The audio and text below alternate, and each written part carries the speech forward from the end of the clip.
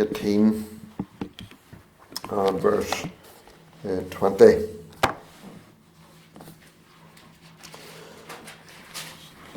It says, Moreover, thou shalt not lie carnally with thy neighbour's wife to defile thyself with her, and thou shalt not let any of thy seed pass through the fire to Moloch, neither shalt thou profane the name of thy God. I am the Lord. Thou shalt not lie with mankind as with womankind, it is abomination. Neither shalt thou lie with any beast to defile thyself therewith. Neither shall any woman stand before a beast to lie down thereto, it is confusion. Defile not ye yourselves in any of these things, for in all these the nations are defiled, which I cast out before you. And the land is defiled, therefore I do visit the iniquity thereof upon it, and the land itself vomiteth out her inhabitants. Ye shall therefore keep my statutes and my judgments, and shall not commit any of these abominations, neither any of your own nation, nor any stranger that sojourneth among you. For all these abominations have the men of the land done, which were before you, and the land is defiled. That the land spew not you out also when ye defile it, as it spewed out the nations that were before you. For whosoever shall commit any of these abominations, even the souls that commit, there shall be cut off from among their people. Therefore shall ye keep mine ordinance, that ye commit not any of these abominable customs which were committed before you, and that ye defile not yourselves therein. I am the Lord your God. Amen. May the Lord bless that reading to us. There's a common argument that is often made to dismiss Christianity and the gospel. And this argument says that Christians are inconsistent because they follow some of the rules of the Bible and they ignore others. And they're usually referring to the Old Testament laws. There are different laws, we read some of them there in Leviticus 18 tonight. And they would say that we pick and choose. We will take some of them, we'll follow them, and we'll ignore others. They say something like, whenever the Bible condemns certain sexual behaviours, you Christians are quick to quote that. For example, verse 22 that we just read there, thou shalt not lie with mankind as with womankind, it is abomination. That's a very clear condemnation of homosexuality. It couldn't be any clearer. And they say you're very quick to quote that verse whenever you want to condemn something like homosexuality.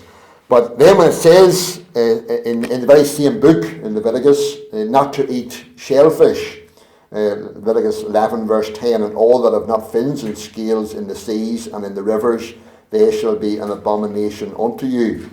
Or that a person should be executed for breaking the Sabbath day. They say those laws you just ignore. You don't follow those. And are you not just picking and choosing what suits you? The best way to answer that objection, and I feel it's important that we understand this, it helps us in our own understanding of whenever we read a book like Leviticus and other books in the Old Testament and come across these laws.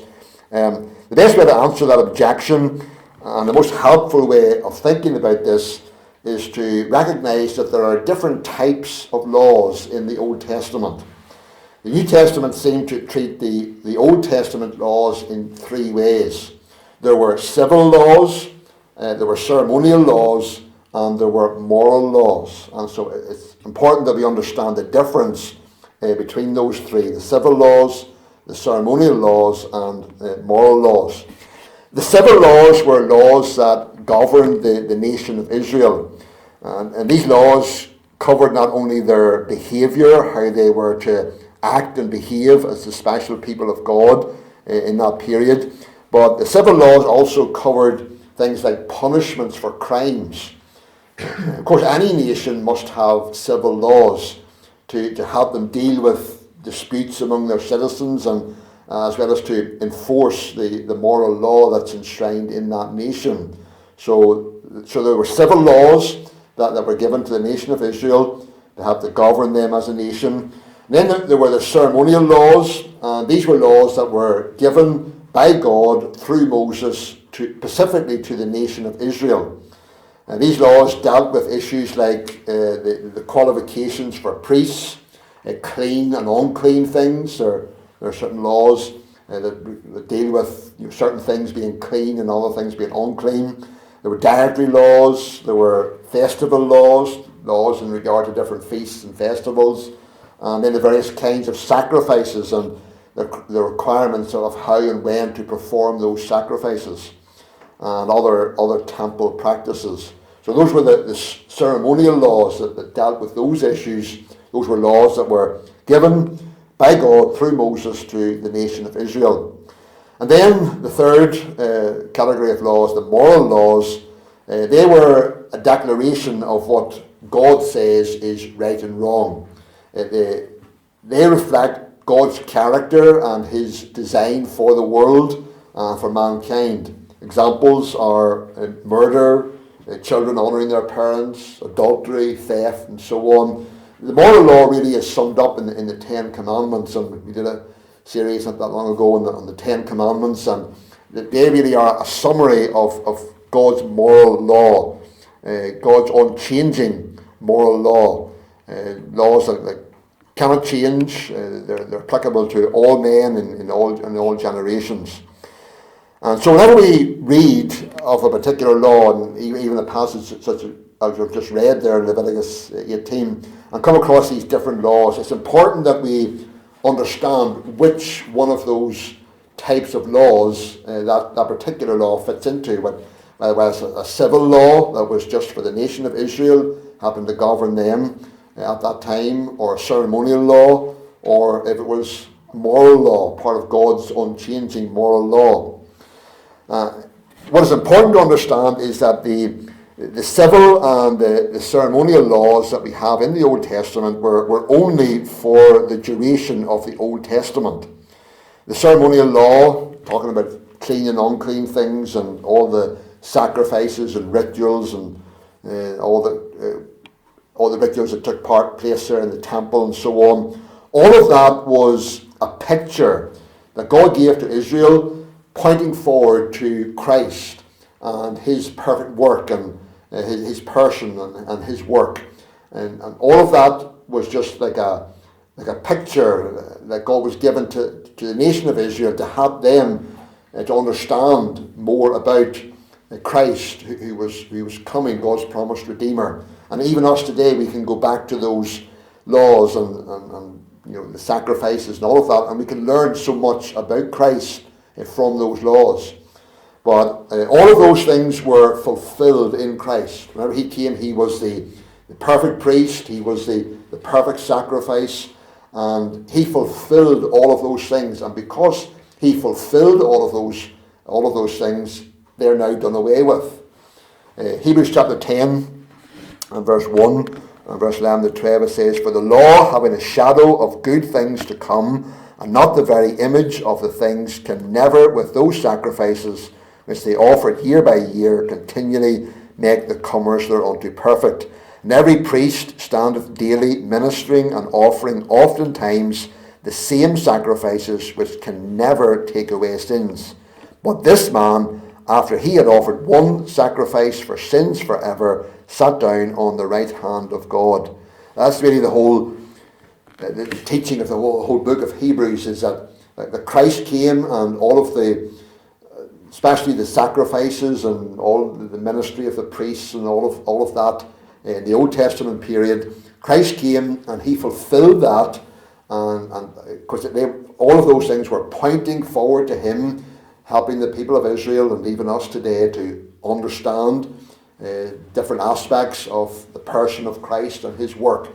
And because Christ has now come and fulfilled all of those things, that means that those laws are now obsolete. They're no longer needed.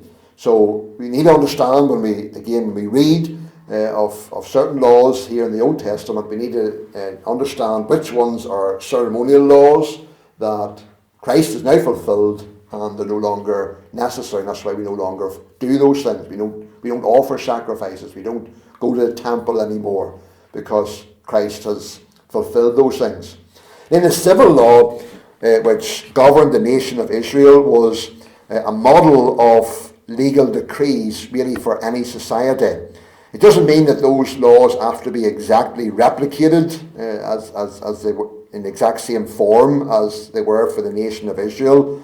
Think of things like stoning someone for breaking the Sabbath day, or restitution for harming a pregnant woman. There's many laws that were part of the civil laws for Israel, and we don't replicate those laws today in the exact same form, but the principles are there, and those principles can be applied to any society and can be applied to our society here today.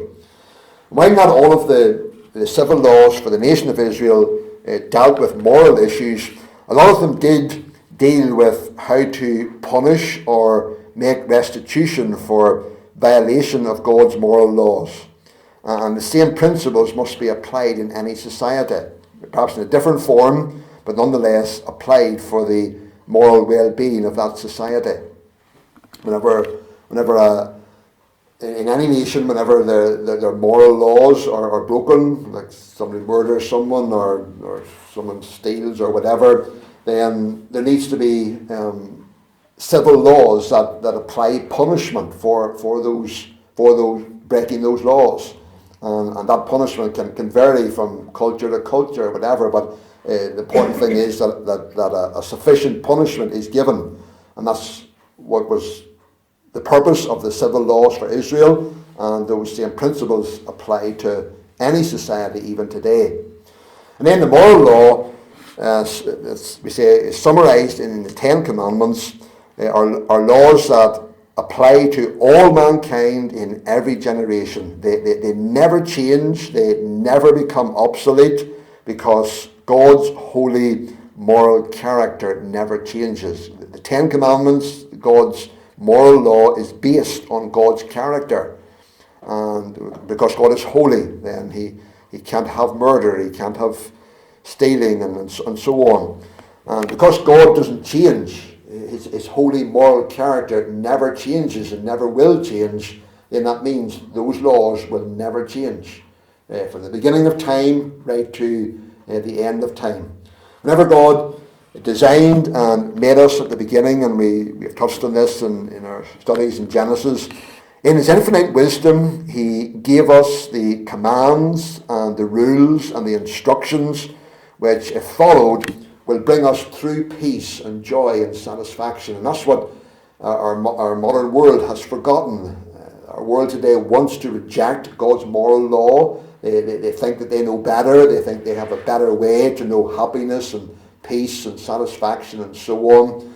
And the reason why our world is in such a mess and such a turmoil, and why people's lives are in such a mess, is because they have rejected the rules that God has laid down for our good, for our peace, and for our happiness.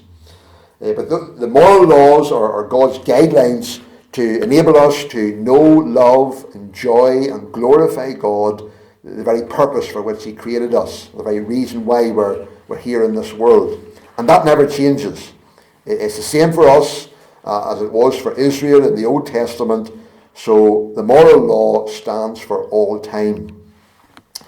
For the nation of Israel in the Old Testament period, all these three types of laws blended together: the civil laws, the ceremonial laws, and the moral laws.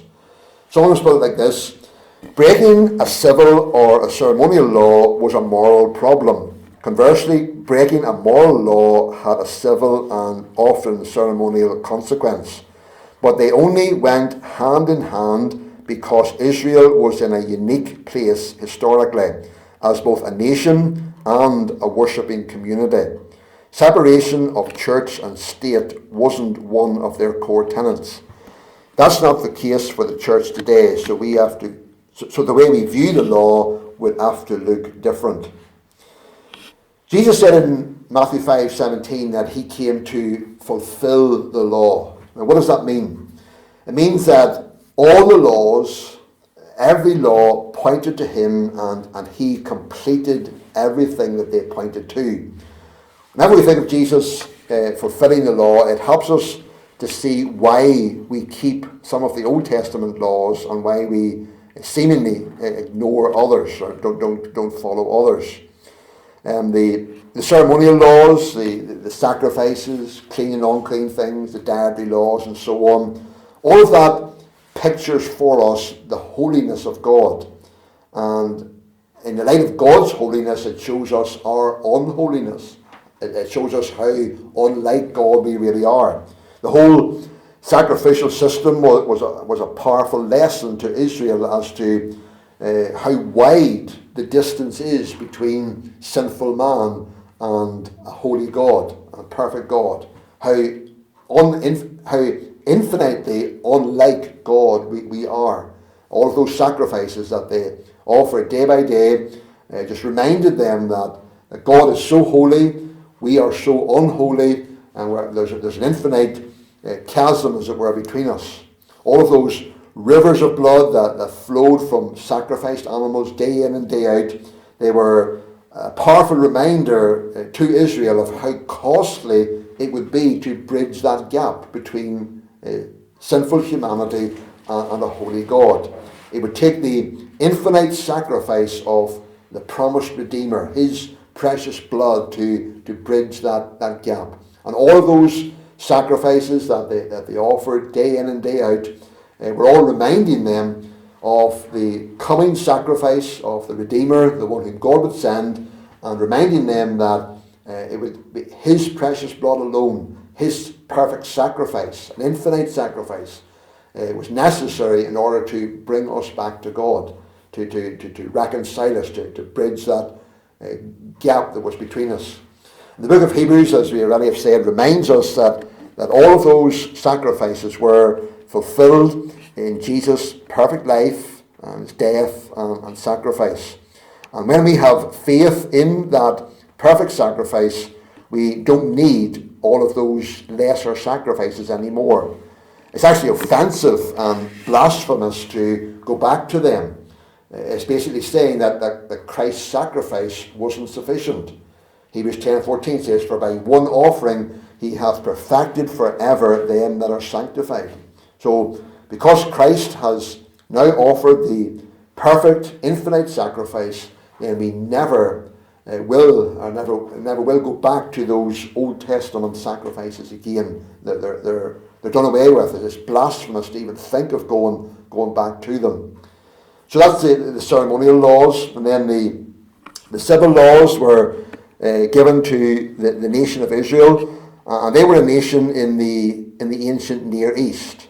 Those laws were given to them to help them function as a culture there in that particular context.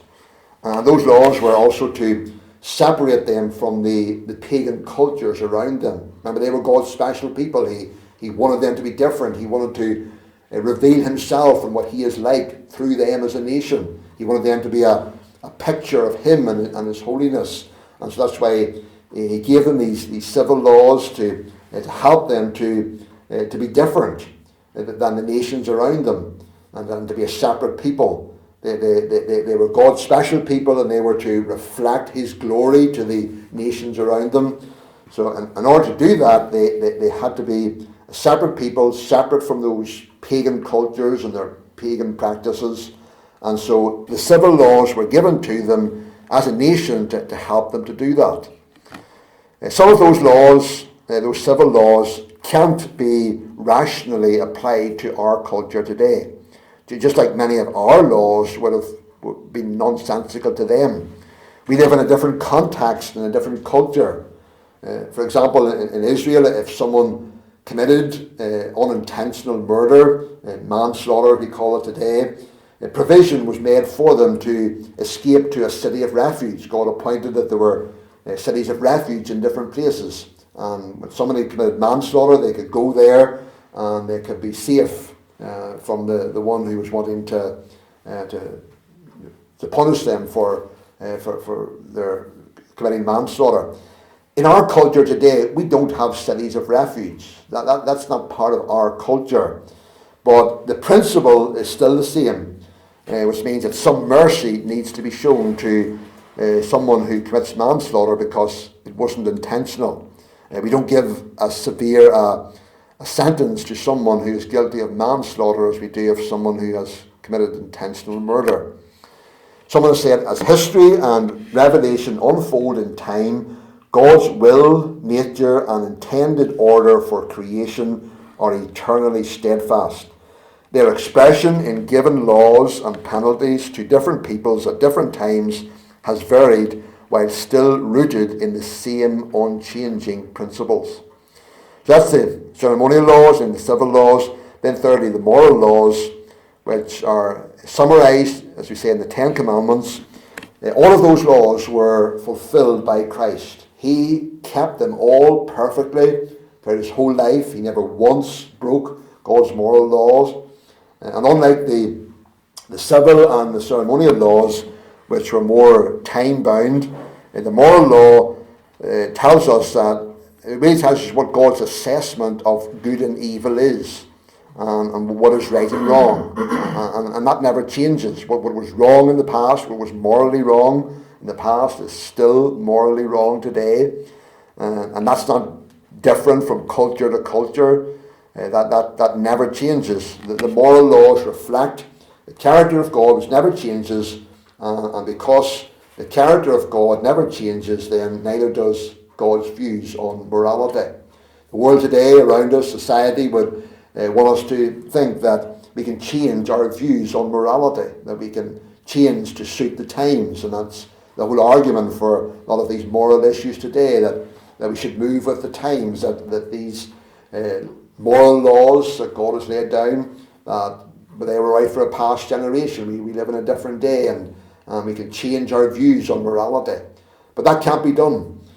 God's character, as we said, doesn't change. God's views on homosexuality or abortion and all of these things remains the same and will remain the same forever.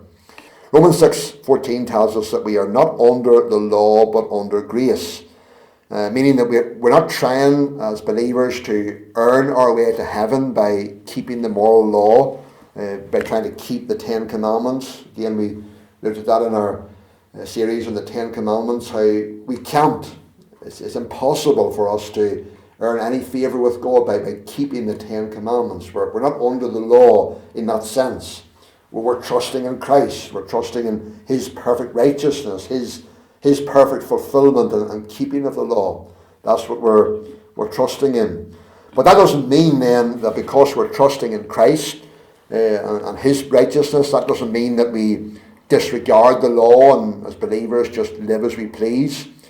But because we're trusting in Christ, because we now love him, we love God, and we want to live to please him and to glorify him. When we consider all that he has done for us, when we consider his grace in our lives, how when we couldn't keep his laws, when we were condemned by God's law, when we were bound for hell, hell was our eternal destination. God in his grace reached down and saved us. He sent his son to die for us, to suffer for us. And in thankfulness to God for his grace and what he has done for us in Christ, we want to please him. We love him. We want to live for him. And the Ten Commandments, God's moral law, is what helps us to do that. It's our guideline to help us day by day in how we should live our lives in a way to please and honour Christ, the one who loved us. So, in conclusion, the reason why we pick and choose, as the world would try to tell us, the reason why we pick, for example, Leviticus 18:22, which condemns homosexuality, we take that law and we ignore Leviticus 11:7, which condemns the eating of pork. The reason why we do that is because chapter 18:22, this condemnation of homosexuality is part of God's moral law, his unchanging law. It's important that we understand that. That's part of God's moral character reflected in that law, that homosexuality is wrong and is to be condemned. While the eating of pork is something that was part of the ceremonial law for the nation of Israel. It was teaching them some things were clean, other things were unclean, teaching them about God's holiness and our uncleanness. But again, that was for that period. That was God's design and purpose for that period, that God would use that to teach his people the difference between what was holy and what was not holy. Again, it's a law that's fulfilled in Christ, and so it's no longer applicable to us. So we're not picking and choosing just as we please, taking what suits us, and condemning certain things and then ignoring other things. We're not being random and suiting ourselves, but we're actually being faithful to the overall message of the Bible. And so again, it's important we understand that even as we're reading through the Old Testament, to know and understand each law. Which category does it fit into? Is it a civil law that was for the nation of Israel? Is it a ceremonial law which was for the nation of Israel at that time? It's now done away with. Or is it part of God's moral law that never changes? So we can eat our pork without a guilty conscience, and we can condemn the sin of homosexuality or adultery or abortion or theft out of love for God and his holiness. And we're being faithful to the Bible and the overall message of the Bible and what God has communicated to us. So hope that gives you a little insight, understanding, as you think of the Old Testament laws, and as people would bring this argument up that we pick and choose just what pleases us. We don't. We understand each particular law and which category it fits into and its purpose and so on. So may God help us all with